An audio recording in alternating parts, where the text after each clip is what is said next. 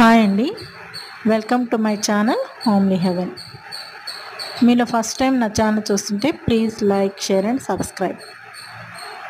ముందుగా అందరికీ శ్రావణ శుక్రవారపు శుభాకాంక్షలు.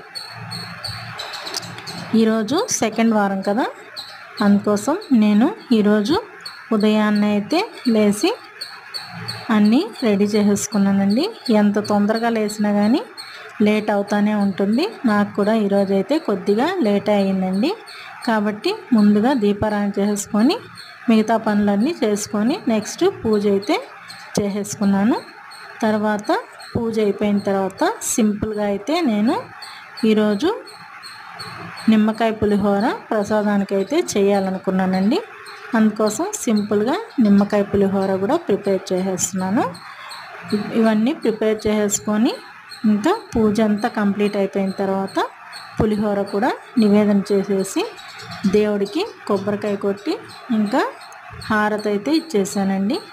నేను పూజలో ఈరోజు ఖడ్గమాల స్తోత్రం, లక్ష్మీ అష్టోత్తరం, తర్వాత కనకదార స్తోత్రం ఇవన్నీ చదువుకున్నానండి. ఈరోజైతే చాలా మనస్ఫూర్తిగా పూజ చేసేసుకున్నాను. తర్వాత లాస్ట్గా నివేదన చేసి కొబ్బరికాయ కొట్టి హారతి అయితే ఇచ్చేసానండి. ఈ శ్రావణ మాసం అంతా మనస్ఫూర్తిగా అందరూ పూజ చేసుకోండి. అందరికీ మంచిగా ఉండాలనేసి ఈ నెలంతా వీలైనంత వరకు చక్కగా పూజ చేసుకోండి. ఎందుకంటే మంచి రోజుల్లో మనం ఉదయాన్నే పూజ చేసుకుంటే మన ఇంటికి కూడా చాలా మంచిదండి. ఎటువంటి ఆపదలు రాకుండా ఆ అమ్మవారు కాపాడుతుంది. అందుకోసం అనేసి ఈ శ్రావణ మాసంలో వీలైనంత వరకు ఉదయాన్నే పూజ చేసుకోండి. ఎంతో పూజ చేసుకొని మంత్రాలు చదవకపోయినా ఊరికనే దీపారాధన చేసుకొని మన దండం పెట్టుకుంటే కూడా సరిపోతుందండి. ఖచ్చితంగా దీపారాధన అయితే చేసుకోండి. తర్వాత ఇంక పూజ అంతా అయిపోయిన తర్వాత నేను లంచ్ ప్రిపరేషన్ కోసం ఈరోజు మామిడికాయ పప్పు సింపుల్గా ప్రిపేర్ చేస్తున్నానండి. ఇదైతే తొందరగా అయిపోతుందని పూజ అయితే కొద్దిగా లేట్ అయింది.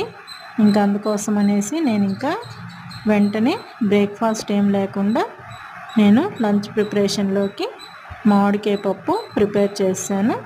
తర్వాత దీంట్లోకి కాంబినేషన్గా నేను బెండకాయ ఫ్రై కూడా చేస్తానండి. ఇవి రెండు ఈజీగా అయిపోతాయనేసి మంచి కాంబినేషన్ కూడా కదా. ఇలాగా మామిడికాయ పప్పులోకి బెండకాయ ఫ్రై, దొండకాయ ఫ్రై, బంగాళదుంప ఫ్రై ఇటువంటి ఏవి చేసుకున్నా కానీ కాంబినేషన్ చాలా బాగుంటుంది. అందుకోసం నేనైతే ఈరోజు బెండకాయ ఫ్రై చేశానండి. Lunch recipes